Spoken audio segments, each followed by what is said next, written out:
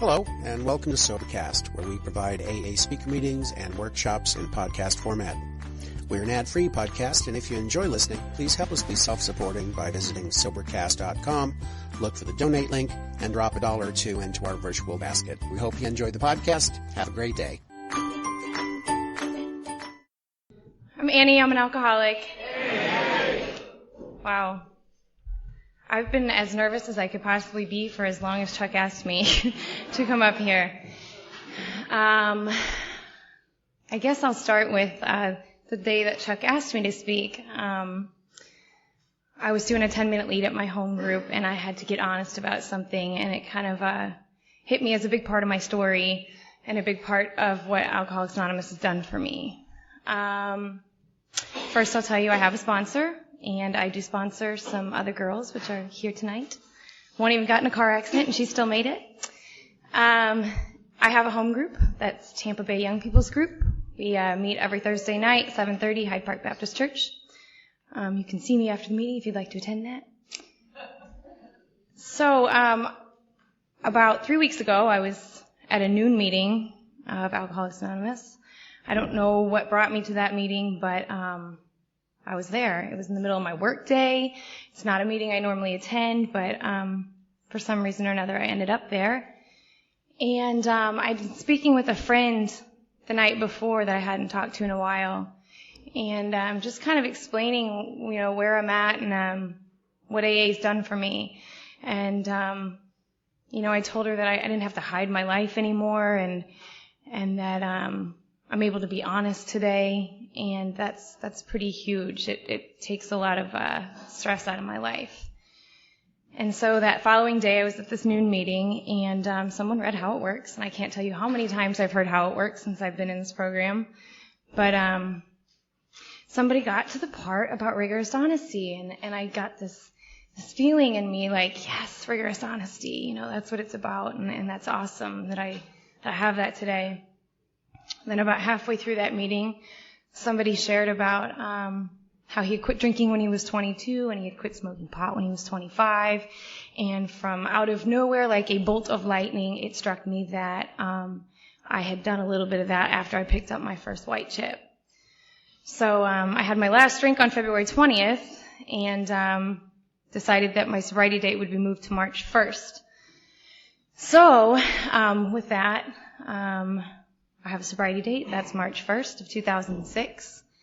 And that is where I will leave you with that. So what it was like, I grew up in a very normal, what I would say normal family. I grew up in St. Louis. My parents were as perfect as any two parents can be. Married, still married, very happy, gave me everything I ever needed to be happy, and always very supportive of me, and they trusted me a lot. They let me do pretty much anything I wanted to do, and I never really gave them any reason not to trust me. I went to school, I got good grades, I always had a lot of friends, so I was the fat girl. I think that plays some part in who I was and kind of where I went. But I decided at some point that I didn't want to be fat anymore. So I went on Weight Watchers with my mom. I lost all this weight, and I went back to school in 8th grade, and nobody knew who I was. I still had all my friends. I was still, popular, but I had all this attention that I wasn't quite sure how to deal with. I think I always just wanted to kind of blend in with everybody. I didn't want to be the spotlight, but I didn't want to be unnoticed. And I really just didn't know how to handle that. But in order to blend, I pretty much just did what everybody else did. But I maintained grades. I was with everybody on the weekends, went out, and we didn't really drink until later on. Like my freshman year in high school, I tried to skip school, and I got caught right away, and ooh, Mom, I'm sorry, they tried to ground me, and that lasted for all 2 weeks, and because I'm such an angel, they let me out of that. And I think towards the end of my freshman year, like I got caught smoking cigarettes in the bathroom at school, and I think my mom knew I smoked, and I think she even asked me prior to that, do you smoke at school? And I was like, no, never. And I got caught. So after that, the first time I can remember, like, actually drinking was when I was babysitting. I think I was about 14, and I found some liquor under the cabinet, or under the kitchen sink, and a friend of mine came over, and we drank, and then we, for some reason, didn't think they'd notice if their liquor was missing, so we stole it and took it to my friend's house, and they never asked me to babysit again. So that was the worst consequence that came from that. They didn't tell my parents. I don't think they told anybody else. They may have told the other people that I babysat for, because I don't think I babysat anymore after that. It may have been that I found liquor and I didn't need babysitting anymore, but then I remember when I was like 15, I was working. I've always worked. It's been like a big thing with my family, always to have a job and to be fully self-supporting. And I worked for this car wash, and I stayed late one night. I was actually the manager of this car wash, and the employees had to do some stuff, so I stayed late, and they all bought beer, and I ended up like slamming a 6-pack, and somebody drove me home because I was 15. I couldn't drive, and I came straight into my house, and I went straight down to my room, and my mom thought that was strange, so she came to check on me where I was in the bathroom with my head in the toilet, and the door was locked, and she's like, what are you doing? I was like, just going to the bathroom. And the next thing I remember is her waking me up in my face, who bought the beer? And she said, I don't care how sick you are tomorrow, you're going to school.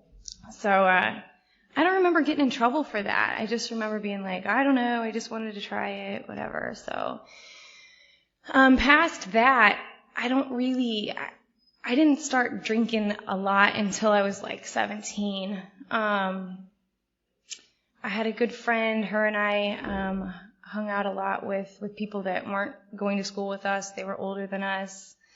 I didn't get along real good with all the girls in my high school, so I just ran away from that and met other people, and those other people were older and were able to get liquor and stuff like that.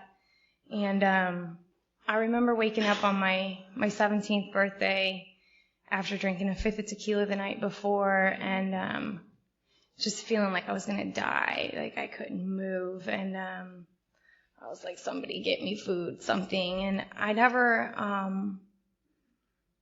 I just thought maybe to not drink like that again, and of course that didn't happen, but for a while I probably didn't drink like that again. So anyway, I went to school, I graduated with a 4.0, I went to college, which was about 45 minutes outside of St. Louis. I went to Southern Illinois University, and as soon as I got to school, as soon as I was moving into the dorms, there was a bunch of girls that were rushing people for sororities, and my roommate wanted to join the sorority, and so I was like, okay, that's fine. So that hooked me up with all the right people, the people I wanted to hang with, that partied a lot, that drank a lot. Not all of them did, but I found the ones that did. And I drank a lot. I was that girl that could definitely hang with the guys and with the girls, and I was the last one up, and I was drinking all night, and eventually that became what was most important to me. I stopped going to school as much. I think my first semester I did all right, but past that I thought that I could do it the same way I did high school, that I could just read the book and not go to class and just go in for the tests. And college is not like that. Especially I was a biomedical science major, so I thought I was going to be a doctor like this. And of course that didn't really work out. As time went on, I stopped going to school more and more and started hanging out, whenever anybody would say, hey, you want to go to the park and drink, or do you want to go to this party? When other people were going to school, when they were in between classes and I was supposed to be in class, I was going wherever there was to be drinking. So I ended up getting sick my sophomore year. I was part-time, part-time became no time at all. Like, I just didn't want to go anymore. In that time, my parents ended up selling their house, and they decided they were going to travel full-time. So, I was totally cool with that. They had raised their kids, and they were, they thought that we were doing okay and that they could leave, and I was like, see you, Mom. So they left. I stopped going to school. I got a job in the restaurant business and met some of my very best friends, so I thought, in the restaurant, and started drinking a lot more. So at this time, I'm not going to school anymore, and I'm basically living to go to work and get off work and head to the bar or head to somebody's house, go to whatever party and drink. And on my way home one night, I rolled a stop sign and got pulled over. And I had a warrant for my arrest because I did not pay a speeding ticket that I should have paid. And then they decided to ask me how much I'd been drinking, and I was 20 years old. I don't know why I thought it would be okay to tell them that I drank anything at all. But I told them I had a couple of beers, and they, asked me to get out of the car and do a breathalyzer and a sobriety test. And I think that I got maybe a couple of steps through the walk in the line, and they asked me to blow, and I blew a .28, which was funny to them and not so funny to me. So that was my first time in the back of a police car with handcuffs on, and I'm crying, and they're laughing, and I go, and they lock me up there and give me 5 minutes to use my cell phone. And I didn't know where my parents were at the time. I knew they were en route to the Keys, but I probably wouldn't have called them anyway. I didn't ever want to disappoint them or scare them or make them think they had to come back home. So I called all my good friends, and they got all the money together to get me out of jail. And I got out, and I'm pretty sure that as soon as I got out, I headed straight to a bar or to a bottle somewhere. Which in turn, I don't know how long it was between there and the time that I got fired from my job because I didn't show up because I was at the bar until 5 o'clock in the morning. I was supposed to be at work at 10. But I ended up losing my job, and I went to visit my parents in the Keys because I thought that would be a great idea. And came home after I'd left there and thought, why am I living in St. Louis? I can do everything that I'm doing here down there. All I was doing was working, So I packed everything up. Took me 5 weeks. Drove down to my parents. I ended up living with them for a couple weeks. I got a job in the restaurant business. That place provided staff housing for me. So I was again in the perfect place with all the perfect people. The bar was literally walking distance, but I had to drive anyway. So I definitely continued with my everyday drinking there. And, as time went on, my life definitely got unmanageable. I lost jobs. I lost that job where they provided me with staff housing, and I didn't talk to my parents for, a month here, a couple weeks. And they lived all of 10 minutes from me. But every time I went to see my mom, she would be like, something's wrong with you. You don't look right. And she would tell me I smelled like liquor, and I would be real defensive and be like, I just got out of the shower. There's no way you're making it up. And now I know that it was coming out of my pores, and that it definitely has a smell. But I wanted to avoid them at all costs, so I moved in on somebody's couch and stayed on that couch for a while. And from there, I didn't want to stay on that couch anymore, so I stayed on somebody else's couch. And pretty much I had another job, but every day and every night was get through work so I can get to the bar so that I have a place to stay. And that's just how my life went for almost a year. It was like 10 months I was couch surfing. And it got to the point where my kidneys hurt so bad that I knew if I didn't stop drinking, I was going to end up in the hospital. and God forbid I end up in the hospital and everybody know that I have a problem with alcohol. So I went back to that first couch, and I laid there and sweat and shook and cried and detoxed for a couple of days. I mean, in that couple of days, I still went to work, but I knew that I had to come back to that couch after I got off work, and I had to stay away from alcohol because my body couldn't take it anymore. So as soon as my kidneys stopped hurting, and I quit drinking for a couple of weeks, maybe total. Well, actually, I'd quit drinking for probably a couple of weeks. I moved into another house where I got into a pretty bad situation that I was living with some people, and one of these people got the idea that he meant more to me than he really did, and got really upset when I told him that he didn't, and I ended up with a shotgun in my face because he was also under the influence, and at that point I knew I had to find a stable place to live. I had a pretty good job at that time. I was managing a restaurant, and I made some money, and I saved some money, and I moved into my own place, and ended up moving in with a bartender that worked for me, and I thought that was a great idea, and that boy too thought that I liked him more than I really did. So he would come into my room at night until I put a lock on the door, like a bolt lock that you put on your front door. And I think he started to get the picture after that. But I mean, he was crazy. He was who I never wanted to be. He was drinking all day, every day, telling me I was messed up. I don't know if he was always in blackouts, I don't know, but he was stealing my shoes and telling me that I lost them, and I was like, anything I could do to just stay sober. I'd only drink one glass of wine.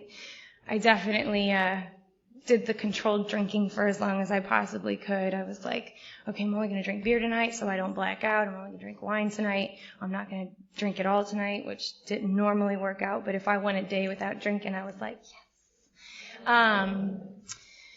So anyway, I eventually ended up moving back with my parents. Not long after I moved back in with my parents, I decided to go out again. I had stayed away from the bars for a while, and I finally decided to go back out again. And that night, I was driving home. I don't know what happened. I fell asleep, passed out, I'm not sure. But I came to after I'd hit a car that was driving in front of me. And I pulled over, and of course the police showed up, and the ambulance showed up, and the firemen showed up, and I knew all of these people because it was a very small town. And took another sobriety test and refused to blow because somewhere along the way I'd been told don't blow because then they have evidence. So they arrested me, and again I spent the night locked up. And after I came out of that, I did not want to live. I didn't want to look at anybody. I was done. And my mom looked at me and said, do me a favor and don't blank blank kill yourself. And I was like, oh, okay. Well, I guess I won't then. And I felt like I needed to get my stuff together. So I did. I got my stuff together. I ended up dating somebody. We moved in together, lived together down in the Keys for a while, almost 2 years, I think. And then we decided to move up to Tampa. And when we did that, I decided I didn't want to live with him anymore. So I left, and I moved into my own place. And I was paying bills there and doing really well, and still drinking, but I thought everything was okay. I didn't ask anybody for any help. I had a job that no matter how drunk I got the night before or how late I stayed up, I made it to that job. But it eventually got to the point where I was doing other things, and my perception of what was okay and what was not okay was really, really blurry. My general manager of the restaurant I worked for sat me down one night, and he said to me, Annie, I think you have a problem. And your option is to either get help and maintain your employment here or take your journey somewhere else. And I said, I'll think about it and get back to you. So, there was just things that were happening, and I would go to work all upset. I really messed up my knee, and my bird died, and my cat ran away, and all of these things were just terrible things that were happening to me, and I was just like, you know what, this is what my life is going to be like, and I'm just going to have to deal with it. So, he presented me with that little ultimatum there, and I was determined to show him that my life was going to be the way it was, no matter what, whether I drank or not, whether I was drinking at work or not, But so I looked in the phone book and I called the 800 number, and I found a meeting. So this man Bert answered the phone, and I was like, I don't know what to do or where to go, and he gave me directions.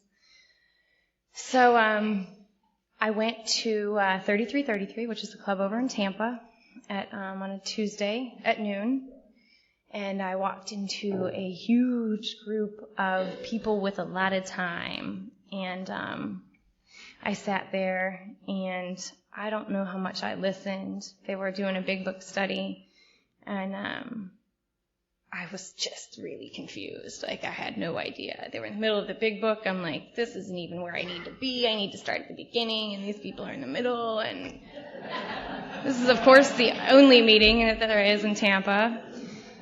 So I picked up a white chip that day, and a couple of girls came up to me after the meeting. And, I had the phone numbers, and I just looked at the girl, and I was like, what do I do? How do I do this? And basically, in a nutshell, she was like, keep coming back. And she also mentioned the Tampa Bay Young People's Group, and that she would meet me and take me there. So I got her number, and I left that meeting, and I called my boss to tell him that I went to a meeting and that I picked up a white chip. And, he was like, so do you need me to sponsor you? And I was like, I don't think that's how it works. And, he's like, well, who would I talk to? He wanted to verify that I was going to these meetings. And I said, I think the chairperson's name was Dick, but I think it's an anonymous organization. I don't think they really want you calling them, So, he just had to believe me. So, I left there definitely thinking I was not belonging there. I remember a guy raising his hand, or actually we went around the room and stated our sobriety date, and this guy said something like 1975, and I was like, buddy, I think you're in the green, you're not going to drink anymore, I don't know why you're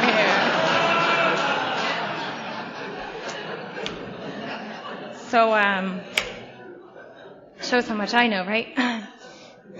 So, anyway, I definitely left thinking that you people were crazy.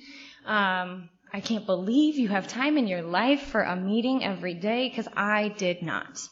I did not have time. I could maybe make it to one a week, and that was going to be okay. I would just not drink. As a matter of fact, I asked that girl that told me about the Young People's Group to sponsor me.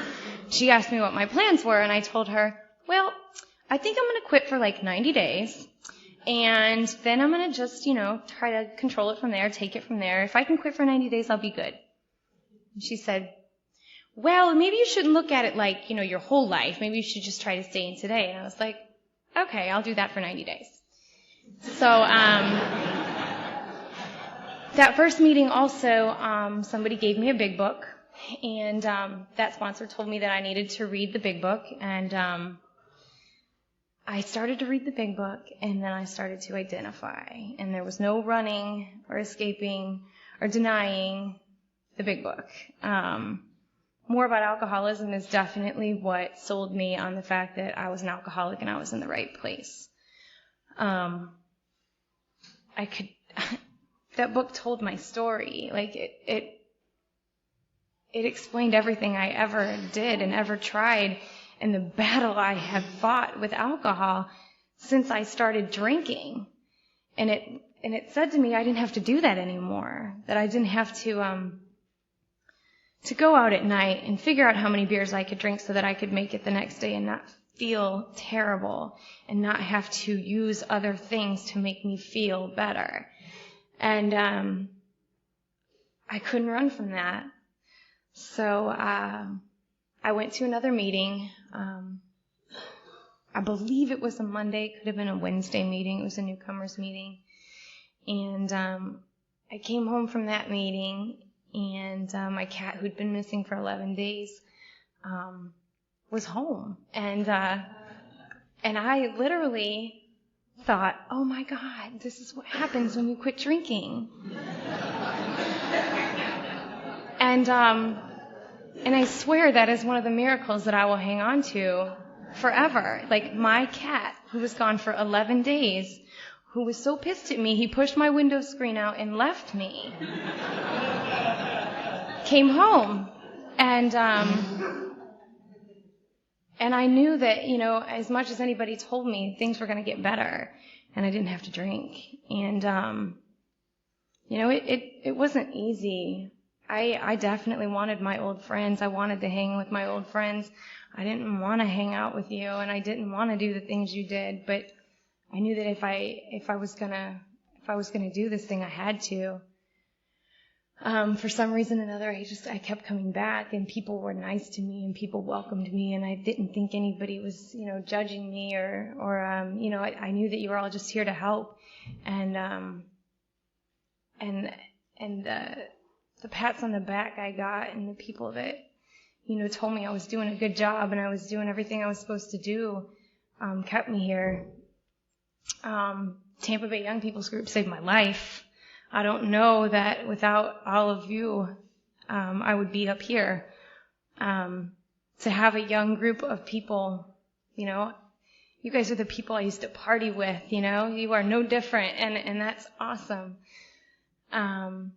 So over the past 11 months and some days, I got involved. Tampa was putting a bid together they'd put a bid together for Circuit Paw, and that was coming to Tampa, and that first sponsor told me I needed to go to those meetings and to get a service position. And I went to those meetings, and I didn't get a service position right away, but eventually I ended up with one. Now I chair a women's meeting. I go to the events. I've gone to Ficky Paw in Florida. I've gone to Icky Paw in New Orleans. I know that I would not have ever been in any place such as those had I not stuck with these people. I decided that I needed a new sponsor, I think about 30 or 60, I'm not sure how many days in, and I found somebody that shared the same idea of a higher power as I did, and that is truly, truly important to me, and it's a major part of my sobriety. My sponsor has shown me things I never, ever would have saw. I've gone through my steps. I did my 4th and my 5th step with her. That was a really long day, and I hated every minute of it up until the end, when I realized that I did have resentments and I did have character defects, and that from today and tomorrow and the next day, those are the things I get to work on. I have a clear conscience today. I'm honest, which is something I always thought I was, and until I went through the steps and wrote some things down and went through those things with a sponsor and looked at them, I didn't know they existed, and I didn't know I wasn't honest. Check the time. So I just basically I came to meetings. Pretty sure I did a 90 and 90. It was kind of rough at first because I was still in the restaurant business, but about 4 months sober, somebody came to me and offered me a job. took that job, and that job has changed my life as well. I now work with, I think, about 6 or 7 people that are in the program. We have a good time at work. We make money, which is important. And it's flexible. It gives me the life. It gives me the time that I need to live the life I need to live. And I know that as long as I keep AA first, I'll keep that job, and I'll keep my friends, and I'll keep my sobriety. And like I said, as far as giving back, I try to attend as much AA as I can. I do chair a women's meeting on Monday nights. I sponsor a couple of girls. That's been I sponsored 2 now, but I've had some along the way that I just am grateful that I don't have to go back there, and that I can help them to see that there is a better way, there is a better life, that things will get better if you sit down, shut up, and listen like I did. If you do the things I did, because I did what you did, and I'm sure you all did what somebody else did, and that's how we're all still here. I don't know, today is awesome. I came to this meeting when I first got sober, and this is a big meeting, and when Chuck asked me to speak, I don't think I thought about it. I was like, because I was told I'm not allowed to say no when AA asks me. I'm not allowed to turn down the program that saved my life, and I think immediately after that I wanted to melt in my skin, and I wanted to say no, and I can't do that, I'm truly grateful for being able to stand here today and to be sober, and to have the people I have in my life, and thank you for letting me share.